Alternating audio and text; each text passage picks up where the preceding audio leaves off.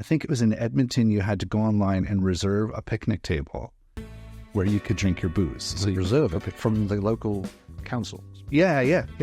They say that the liquor industry is pulling from the tobacco playbook, but they're playing directly from the anti-tobacco playbook. Even people who are basically prohibitionists are purported to be liberals, but what happens when we get to a point where people just don't even care about that stuff anymore, and they're quite happy to say, I'm not a liberal, if they don't like this, we're going to ban it. Hello, good morning, good evening, good afternoon, wherever you are in the world. This is Christopher Snowdon. You are watching another episode of The Swift Half with Snowdon, the half-hour TV interview chat type show where we don't drone on and on like these losers like Joe Rogan and people that nobody's interested in. We have a nice, pithy conversation. We've already had one, in fact, with my guest this week, Dan Malleck, who is Professor of Health Science at Brock University over in Canada. He was on the show just under a year ago. We were talking about the crazy new Canadian alcohol guidelines and also talking about the conflict between liberalism and progressivism and various other things. He is mainly a historian, and we didn't talk that much about history. Maybe we shall this time, Dan. Dan, he's in London, okay? We're in London, folks. We're in the heart of Westminster, and I thought it was a shame, since Dan was in town, not to get him on the show again, and it's very nice to see you in the flesh, Dan. Great to see you as well. So what brings you to Britain? Well, I'm here for a conference. Last weekend on drink. There's a network called the Drink Studies Network, and I'm here for that to talk about some of the stuff we talked about the last time, actually, and how it affects historians and how we should be writing about this, or how I think we should be writing about this. I don't want to tell everyone what to do. And then this week I'm doing some research at the National Archives and the Pharmaceutical Society Museum. Very good. So let's talk a bit about history, and history of prohibition in particular. I think a lot of people don't realise that Canada had full-on alcohol prohibition around about the same time as America did, as did Russia, Finland, Iceland, quite a few countries. It's not just an American story. So what was this? Was this Canada copying America or what? No. No, they usually copy us. So it was a war. It's a long history. We only have half an hour, so I'll try to make it quick. Yeah. In Canada, our constitution divides the authority over alcohol between the provinces that have authority to sell, like to license vendors, and the federal government that has the authority to license manufacturers, right? So if you want to restrict manufacturing, it has to be federal. If you want to restrict selling, it has to be provincial. Right. And routinely, they could not... The temperance movement just could not get the federal government to restrict the sale for various reasons. The manufacturer saying, hey, this is our property, we have a right to do this, all of those arguments. And so the temperance movement turned to the provinces. And so in some provinces, in the East Coast, especially Nova Scotia, New Brunswick, Prince Edward Island, they managed to secure province-wide prohibition through something called the Canada Temperance Act, which was basically a plebiscite. You'd have a plebiscite and people vote. And the rest of the country, that didn't happen until the war. So when the war started, anyone knows anything about the war knew that within a few years there was a huge resource crisis. So people started to be concerned about, or the temperance movement started to articulate concerns really about about grain, about human, about manpower or human resources, about the manufacturing capacity. And so I think by about 1916, most of the provinces had passed some kind of temperance law, some kind of prohibition on sales, not on making it, right? And then around 1617, the federal government passed a law that basically banned or required provinces to ban sales and something like that, and restricted the manufacture until 1 year after the end of the war. Of course, they didn't know then when the war would end, so it actually came into effect in 1918.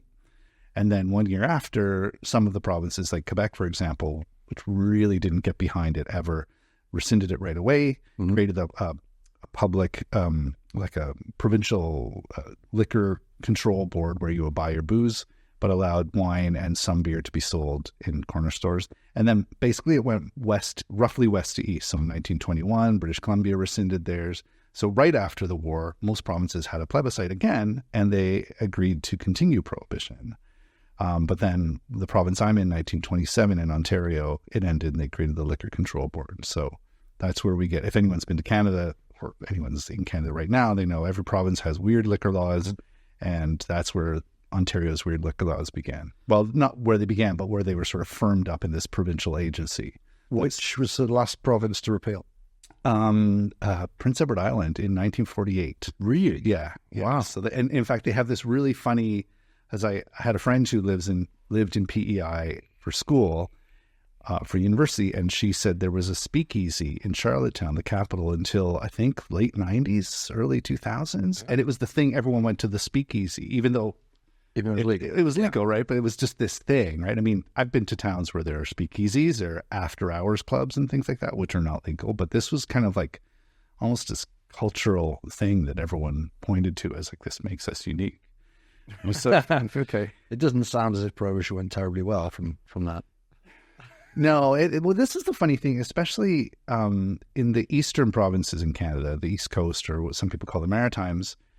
They had this maritime drinking culture, and they're sort of known for, if you're going to Newfoundland, for example, which wasn't a province of Canada during the First World War, there's this whole thing about drinking rum and kissing a cod as being, they call it being screeched in, because screech is this weird rum, right? Uh-huh. So it's like becoming one of us sort of thing. So, and the maritime culture in the eastern provinces, really had this huge drinking culture attached to it, right? Drinking and music and all of that stuff that you would expect, sailors and all that stuff. But it had a huge evangelical temperance community as well, and they basically dried up most of the provinces. Although I suspect part of the reason why they got away with it was because people who didn't want it may have voted against it, but they may have just said, oh, I know how to get it. That's fine. We'll get it in. Yeah. Yeah. I think there's a lot of that, isn't there? Yeah. People kind of supporting Prohibition but not really agreeing with it and thinking it's not really going to affect me. Yeah. Yeah. Because it doesn't if you don't drink. Even if you do drink, you might think, well, it's like, there's plenty of people who smoke cannabis who don't particularly want to legalize it. Yeah. If you can get hold of it perfectly all right, they might smoke it. They don't necessarily want everyone smoking it. And we found, actually, is speaking of cannabis and Prohibition, when cannabis ended,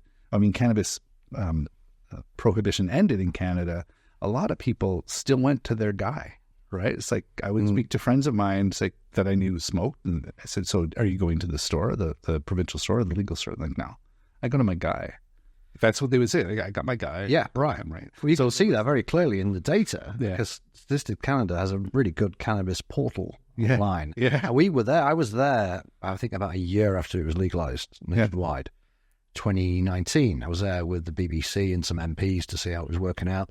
And we spoke to all these police officers and people in, did kind of the rehab and what have you, various people, a whole section of stakeholders. Yeah. And they're all very keen to tell us this has gone really well. But it was obvious from the data that most of it was still black market, right? Most of the market was still illicit. People were going to the old dispensaries, or they were just getting off the street. And then when we went to the shops, of which we were in Toronto, there was like, I think it was all those 4 or 5 shops for the entire metropolitan area. There was some 11 million people.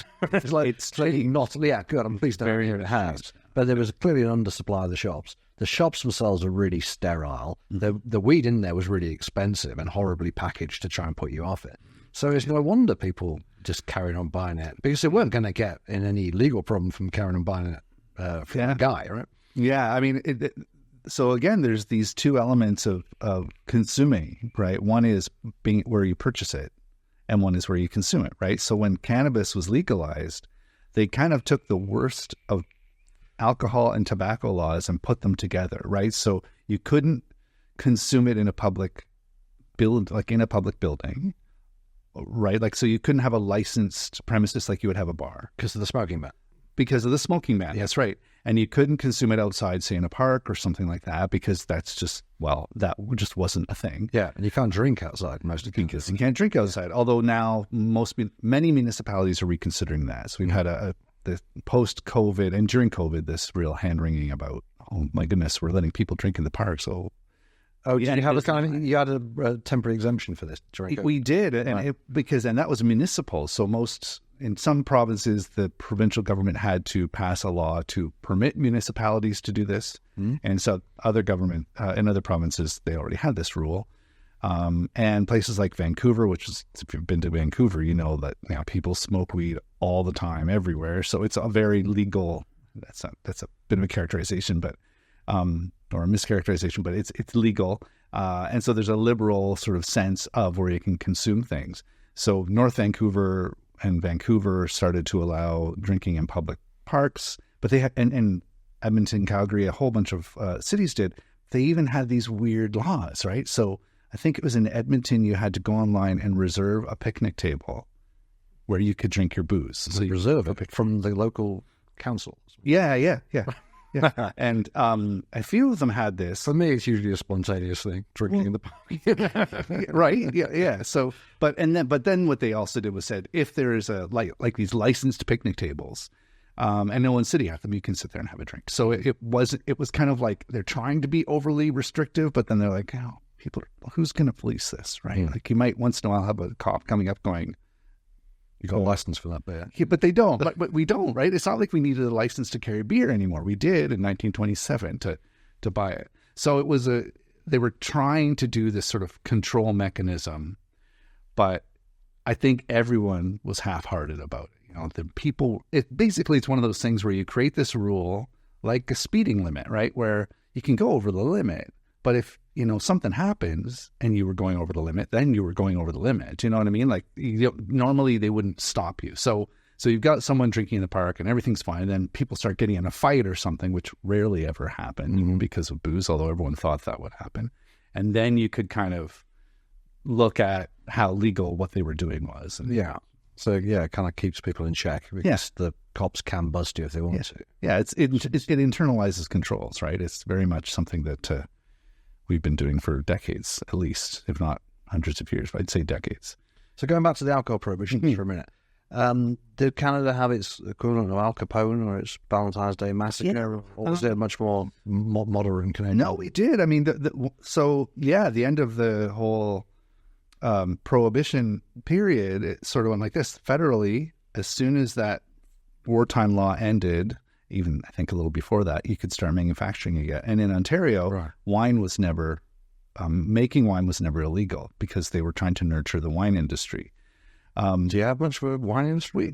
Yeah, it's good. Depends on who you talk to. I've never come across Canadian wine. I live in a region that's a very heavy wine region. It's kind of like Canada's version of the Napa Valley, as far as like massive numbers of wineries. A lot of like tender fruit growers are turning to grape growing. There's a huge wine tourism industry there. So people from the Napa Valley would go, yeah, you might think it's Napa Valley, but it's not nearly the kind of quality. But we have some good stuff, right? Sure. But yeah, so they were trying to nurture that. And actually the Liquor Control Board was involved after Prohibition with actually actively nurturing the wine industry. But distillation was legal after Prohibition, even in provinces where it wasn't legal to sell it. Yeah. And brewing. So a lot of brewers had already begun to figure out how to move their booze across borders, provincial and federal. And the distillers, the Seagram's industry, the Bronfmans made their money. This isn't slander. It's documented. They made their money on Prohibition. Like they made tons of money moving booze to the U.S. Yeah. Right? They had connections with people like Capone.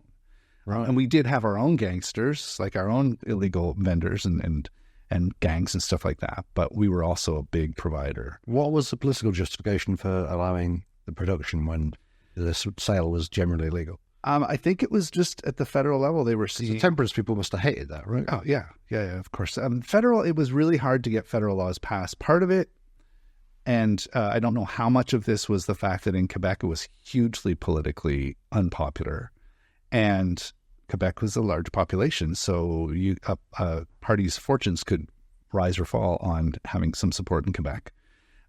We did have...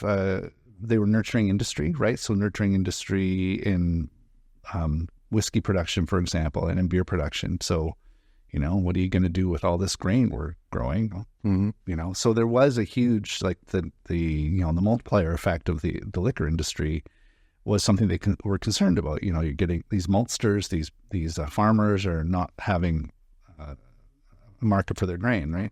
And then there was sort of a convenient looking the other way, right? So we hear stories of rowboats leaving Windsor, Ontario, which is it's on the Great Lakes, but it's like deep into the continent. We're going to Cuba with this rye.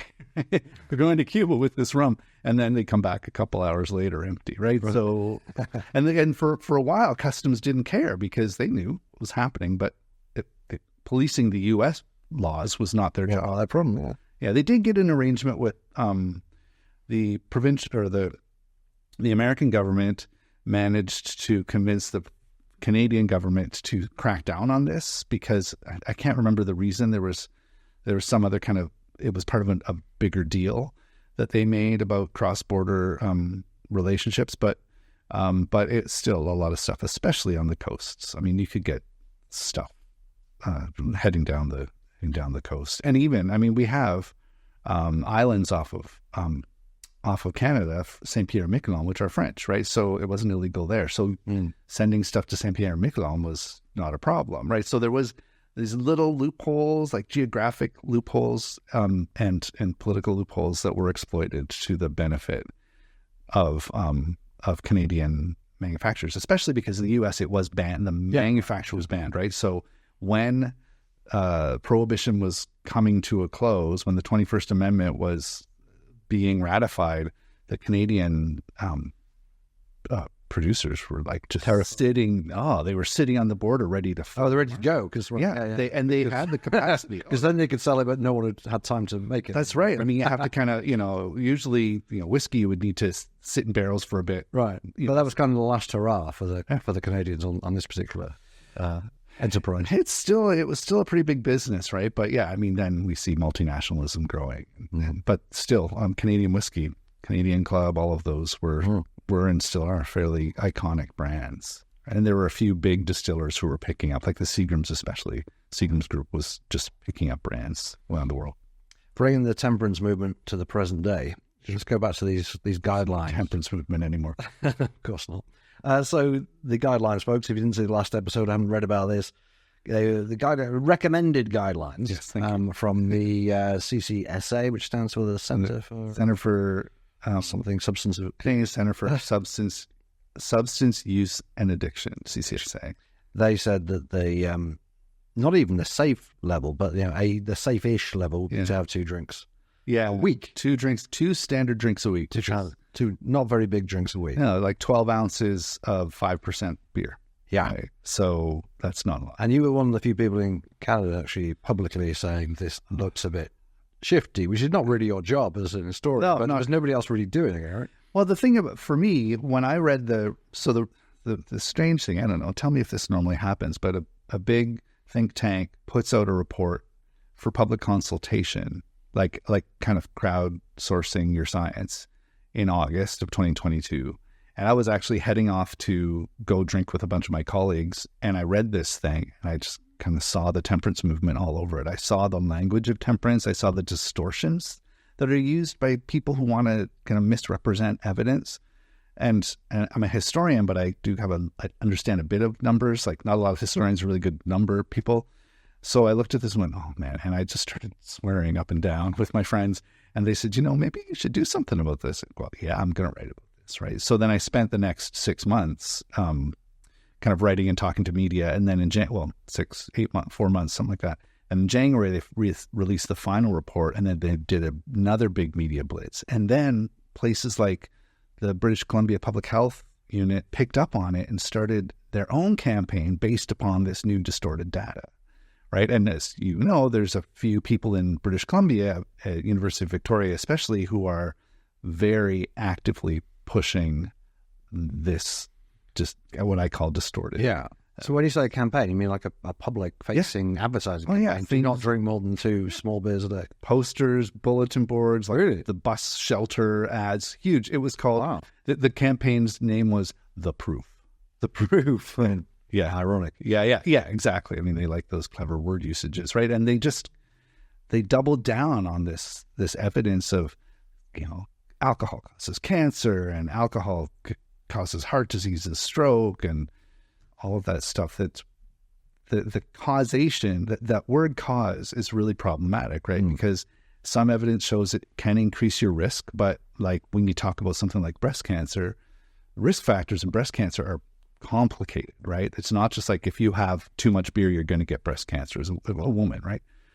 So when they say they're trying to do They say that the liquor industry is pulling from the tobacco playbook, but they're playing directly from the anti-tobacco playbook, right? Which is projection, 100%. And the difference is, of course, the components in tobacco that when it's burned were carcinogenic, but alcohol, like some of them, right? But alcohol isn't in itself carcinogenic. It's a process that goes on in the body that makes a carcinogenic substance, but then the liver breaks that down right away.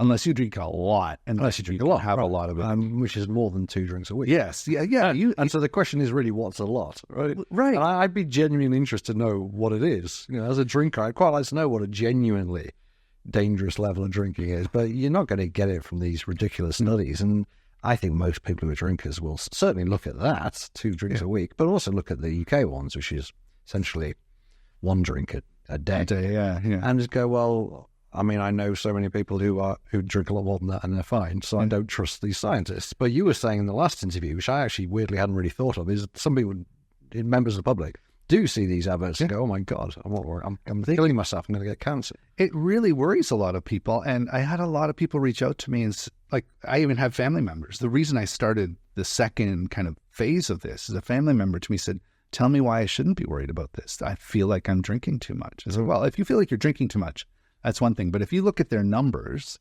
I mean, because it's a personal choice, but if you look at their numbers and say you're drinking too much, here's some things to think about. And I sort of broke down how they use their data and how they misrepresented things and how they sort of were skewing evidence in a certain narrative, right? Yeah. And even some of the language they use, like they have a big infographic that says the consequences of drinking alcohol. Well, consequences are moral judgments, right? Truth or consequences. The consequence of doing this, as opposed to the effects of, right, which is less moral judgy, right? No, but they use this language, the consequences. They talk about one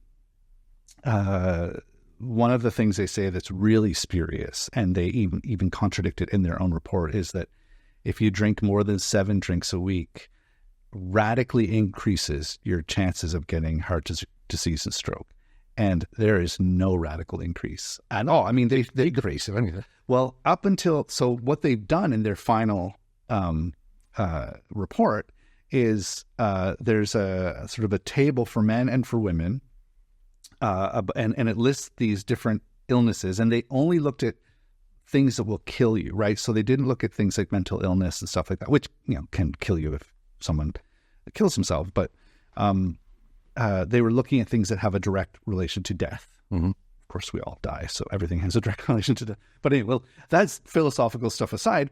And so they look at 1 drink, 2 drink, 3 drink, up to 7 drinks a week. And then the table jumps to 14 and 20, 21 and 28 and 35, right? And so you see this color-coded increase in the percentage. So it's relative risk. It's the percentage increase in risk of getting this condition, right?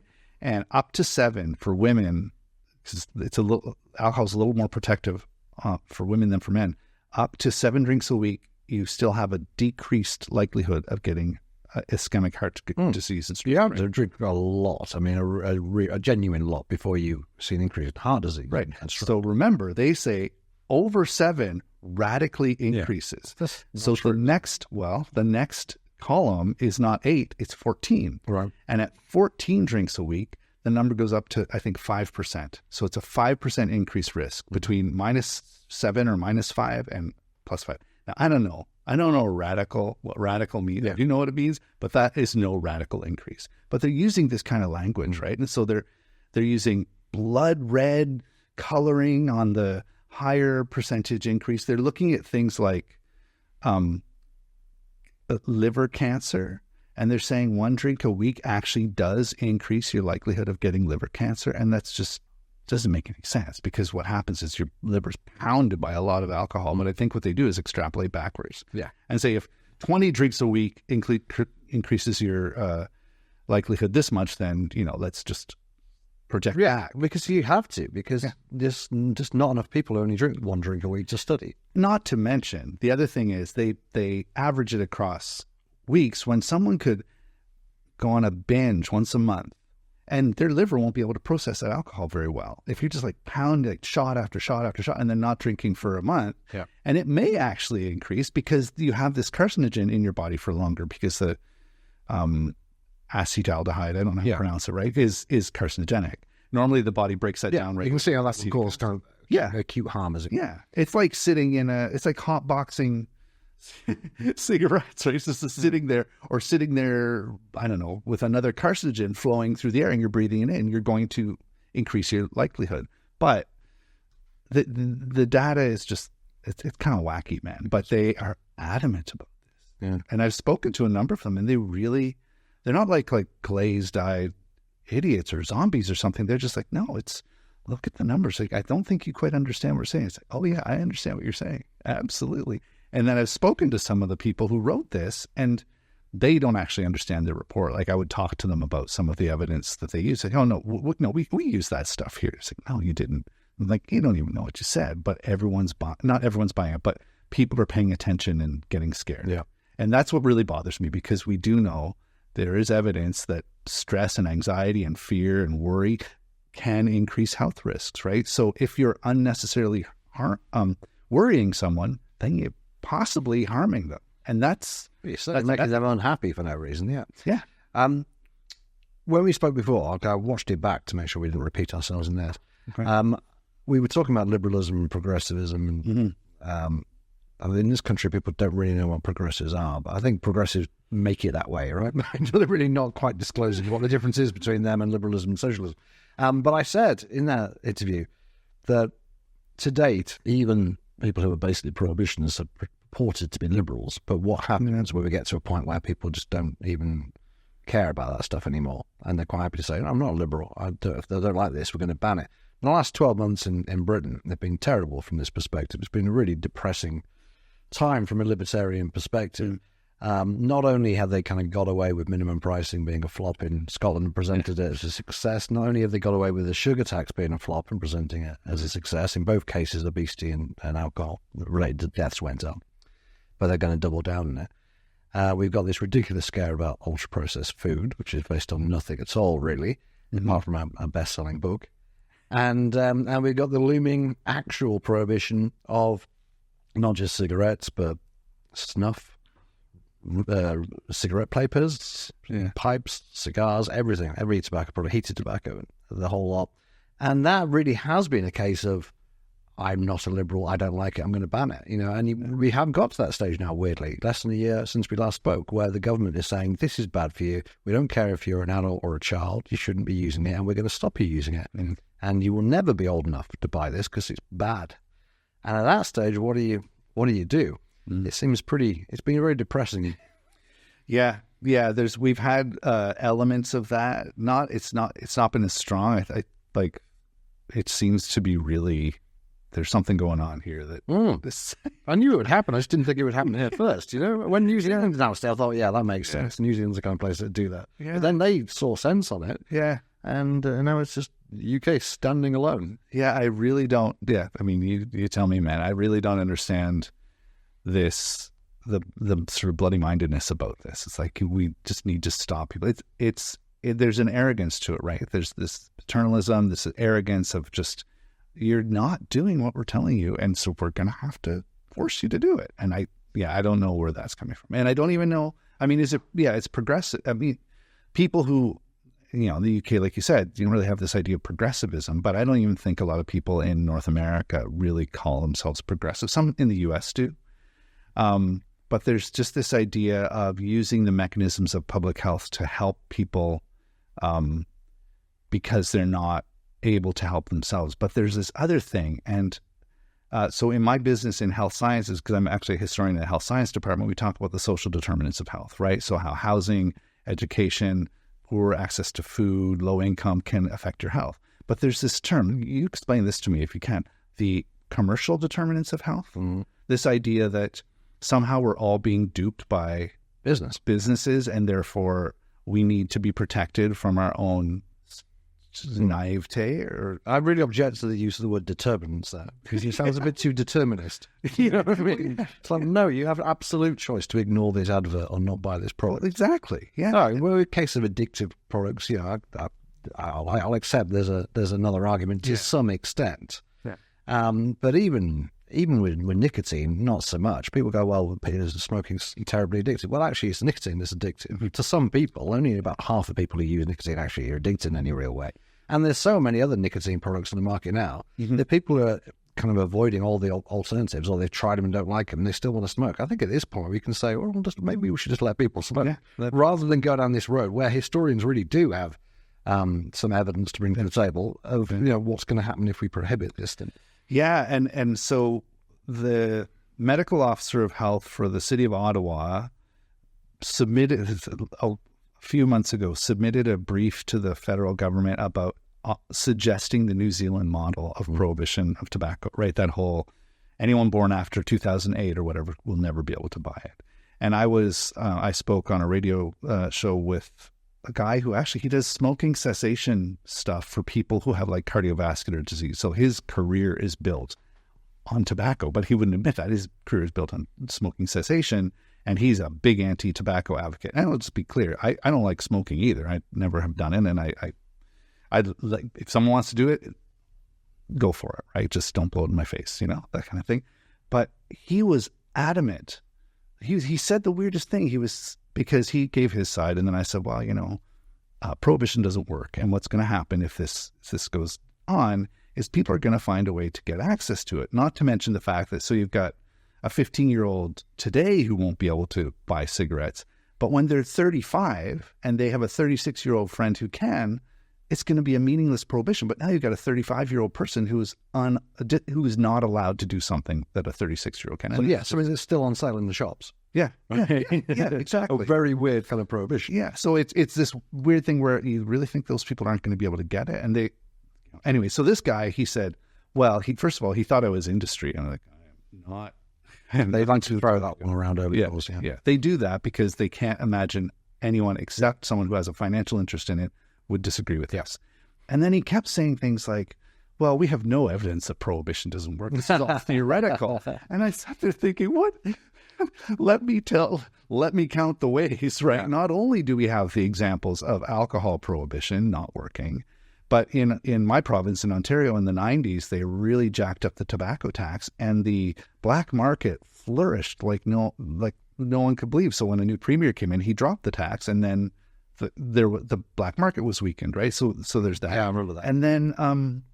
And then we have this toxic drug crisis. Like, we have people taking drugs that are illegal, that are laced with things they don't know what's in them, and dying. And it's not just an overdose crisis, because that suggests that people are overdosing intentionally. It's actually, there's stuff in there that's toxic, and what it is, right? So that is an immediate public health concern, and that's because of prohibition, right? So when people say this, I think, what planet, like not even planet, what universe, what part of the multiverse are you from? Because this one, prohibition doesn't work. Historians are kind of interested in things that actually happened. I guess that's what gives us the advantage over some public health people. They just say whatever they want. There's a prohibition didn't work. Minimum pricing, the sugar tax, they worked. Yeah.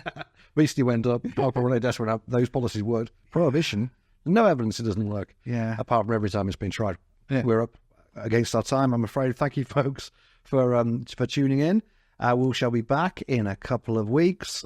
Please support the IA in any way you can. Go to the website, follow us on YouTube, like and subscribe, donate to us, ia.org.uk/donate. And take care of yourself. Until we meet again, take care, goodbye, and God save the King.